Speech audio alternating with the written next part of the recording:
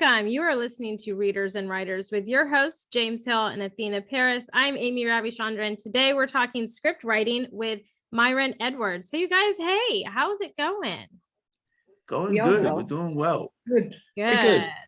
Welcome, Myron. I'm excited about your topic today. I can't wait to dive into it. So James, Athena, which one of you guys wants to dive into the conversation with Myron?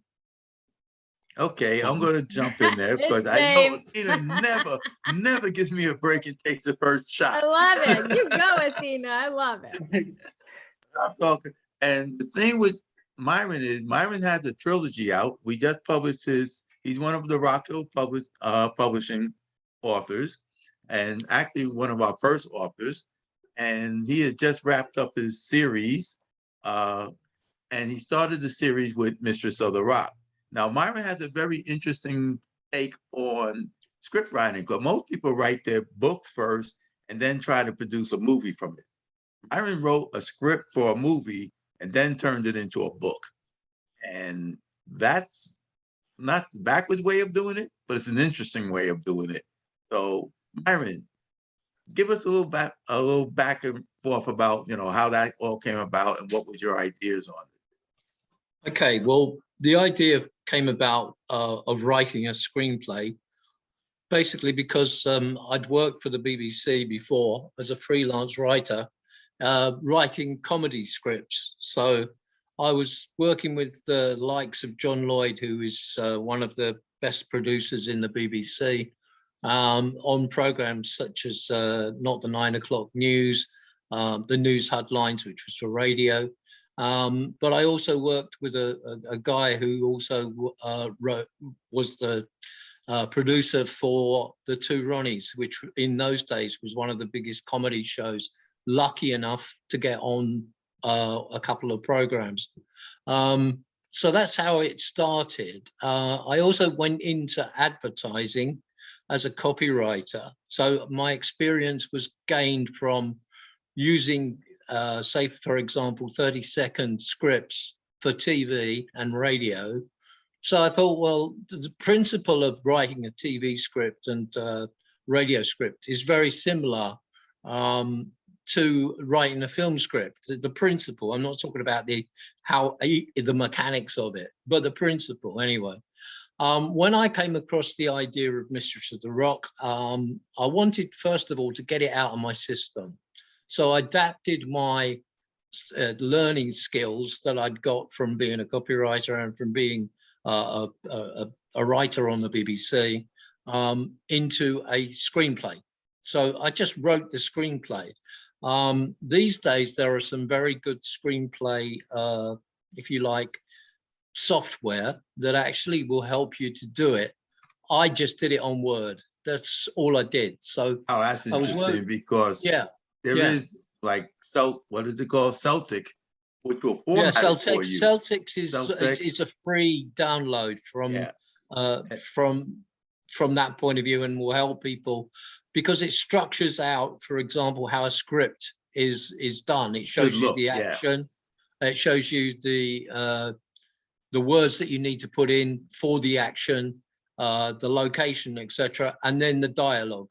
So in many ways, that helps you to structure your script completely. When I was writing the book, because I'd already got the screenplay, I already got the action in my head and on paper.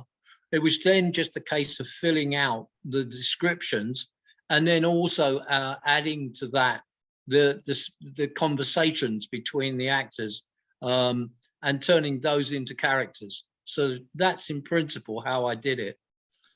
Oh, that's interesting. And back in the day, I went into Hollywood at one point, and I had always been a writer, a book writer, Right. And I went to Hollywood because I figured, okay, I'm going to break into writing, screenplays or whatever. And there's other reasons why I was in Hollywood. We don't need to go into those stories. But anyway, I went there and I met up with some people and started reading screenplays and everything. And I realized I really didn't like the structure of writing screenplays because it was very technical writing. And, you know, like you say, you have to write the fade in, you have to write the location, you have to write, or before you actually get to the meat of the story, which is usually the dialogue of the story. Yeah. And it was so much structure in that type of writing. It didn't give me the freedom that I felt when I write stories. So I Sure. didn't really like. I said, I'm not going to write screenplays. This is, you know, I'm sticking with novels and short stories. So the fact that you was first a screenwriter, you know, a script writer, and then you decided to write this story in book form. How did you feel about did it give you more freedom to write the story? Did you feel, or were you, Well, the most were you important still in thing that was to get the mindset most, of, yeah, yeah, James, go the ahead. most important thing was to get the thing out of my head. Whichever way you look at it, you know, you come across a story, you want to try and get that story across as quickly as possible. So I didn't intend to write a book.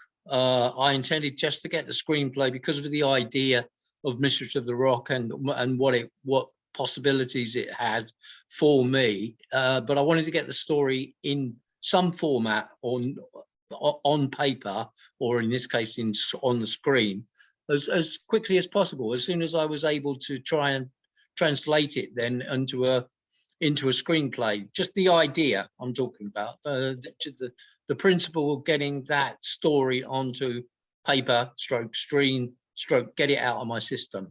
Once I got it out of my system, the screenplay, I showed it to a couple of people, and that's where the dimensions change. Because when you show somebody like a screenplay and they read it and they say, oh, it's good, but why don't you turn it into a book? And I thought, I'd never thought of a book at that stage.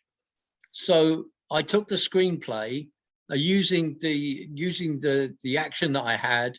It was then easier for me to then write the action and the dialogue as well in the book as I'd almost written it in the screenplay, but enhance it. In other words, if the screenplay calls for an action shot and it says the jeep drives into the desert nighttime, that's all the director needs to know. However, when you're writing that in a book, you need to say the jeep drove into the desert, the sand billowed up and the wind caught his face. That sort of thing, description wise, needs to be put in, because you can't get that across in a screenplay. You need the director to do his job. So you just give him the basic mechanics or the bones of the story and the bones of the actual conversation that you want, and then you enhance it in a book. So you're not under any time limit in a book, whereas where you are in a screenplay, yes, you've got to write 90 minutes. 90 minutes or thereabouts is about the normal format for it. Okay, last night I went and saw James Bond. All right, it's nearly 3 hours long, and it's overkill as far as I was concerned. It's a very good, well-told story, as all Bond films are, but to me, it was overkill. You could have taken half an hour of that action out of that, but it's, you know, it's the way that the screenwriter wanted to write it, so fair enough. And if you've got an unlimited budget, like you would with a Bond film, yeah, that's the other thing that you've got to consider. If you've got a 90-minute film, you've got to get it within budget. So if your budget is only 3 million, you've got to get it within that location.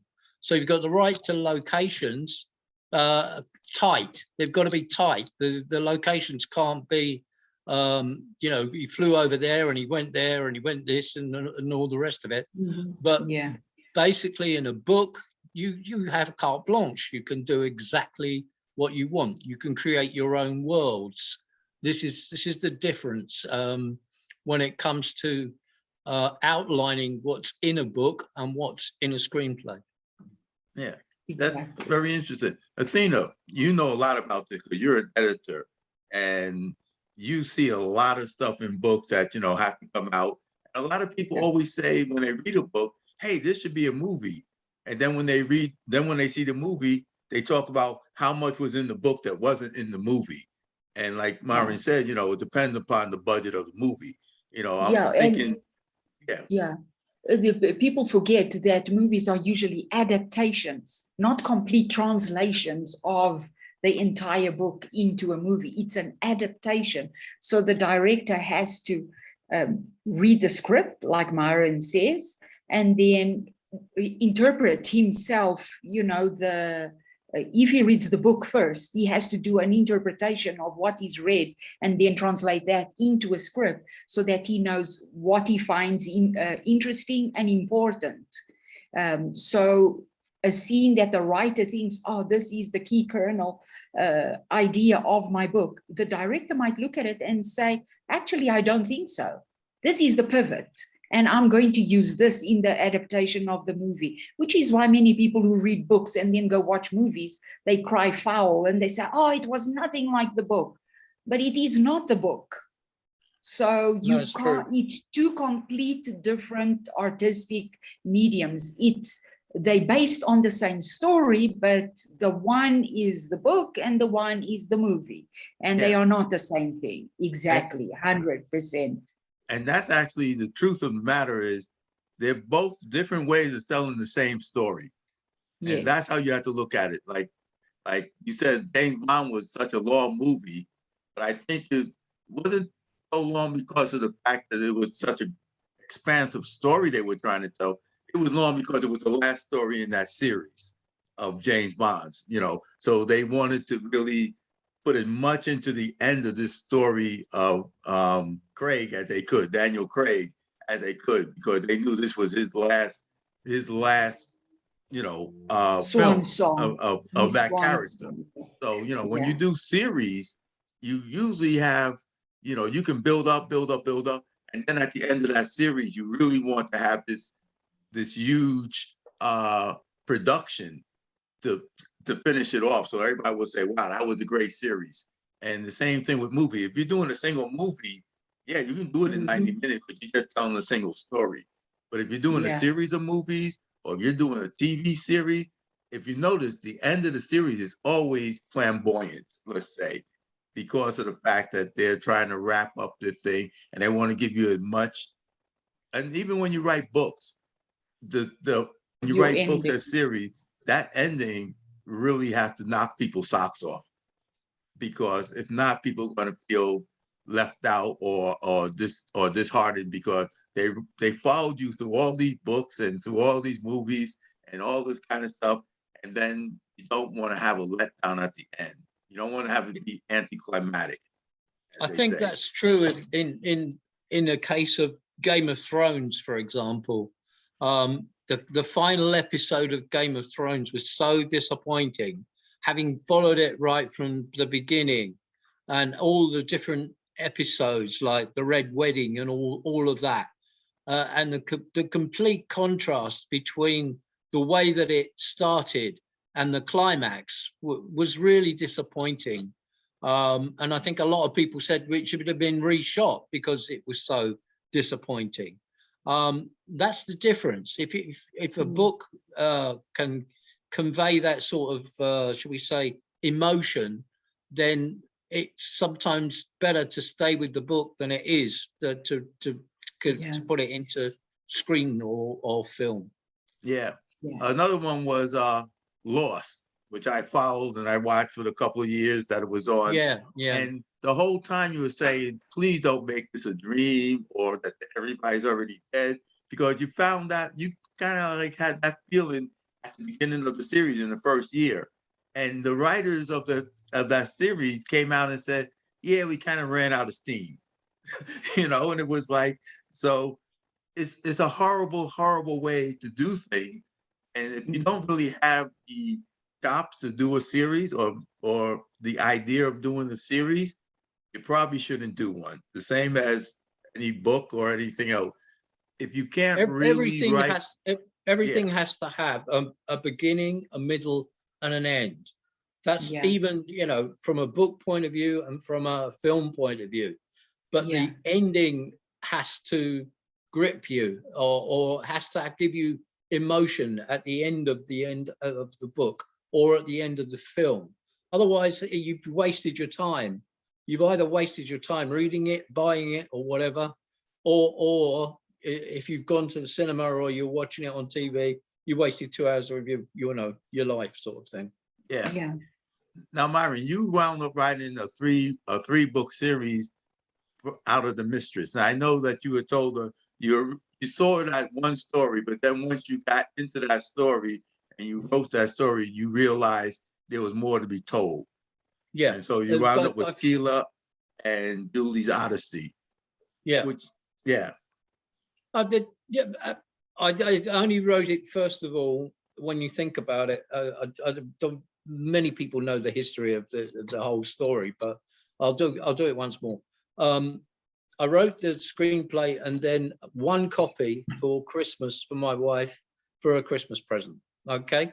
Somebody then read it, a few people read it and said, you should try and get it published. So I went to a Cypriot publisher, first of all, James, as you know. They published the book, but we had then the trauma of all the financial problems in Europe, and particularly in Cyprus and Greece, and he went bust. So there I was with one book, not knowing what to do with it. Then I contacted you and said, would you be interested in publishing it, for example? And in the meantime, I had book 2 lined up, ready to go. Now, when book 2 finishes, I couldn't leave it where it was, because basically that's not the end of the story. So I thought, I've got to end this, but I've got to end it in a different way. So I've made the character, who is mainly an incidental or a secondary character in Richard's wife, Julie, the main character in the 3rd book. And I don't know, Athena will tell you, I don't know whether I've been able to do it right or not, but writing from a female perspective as a male is not easy. And I found sometimes I had to get the emotion thinking like, well, does that sound stupid, from a point of view? But then I thought, well, hold on, if I do it as a character without any female male thing and just write it like that, then maybe that's the answer to it. Yeah, that is the way to do it. Yes. Sometimes that works much better than thinking male, female, because there are intricacies to both genders, So if you think character-wise, what would this person do? Then that's the correct way to go about it. Yes, exactly. So really, it was just a case then of developing Julie's character a bit more, and then putting her into all the different situations. And this one, I think this one could stand alone on its own. Yeah. Wow. And as you say, a way to wrap up the story, because it just kept, you needed the other 2 books to actually tell the full story. And I think Amy is trying to cut us off here. So no, I was just going to say, speaking of wrapping it up, I'm always having to be the bad guy. One day I'm going to switch. I'm going to make James the bad guy one day on this show. I'm telling you. Well, I'm taking the hit here, Amy. I'm taking the hit. Good, I know we're running out of time. I hate that the conversation has to end. Myron, we will definitely have to have you back on again to talk about your future avenues in writing and being an author and what all that has to come for you. But you guys, you have been listening to Readers and Writers. Make sure you join us next week because we are talking resolutions. So until then, bye everyone.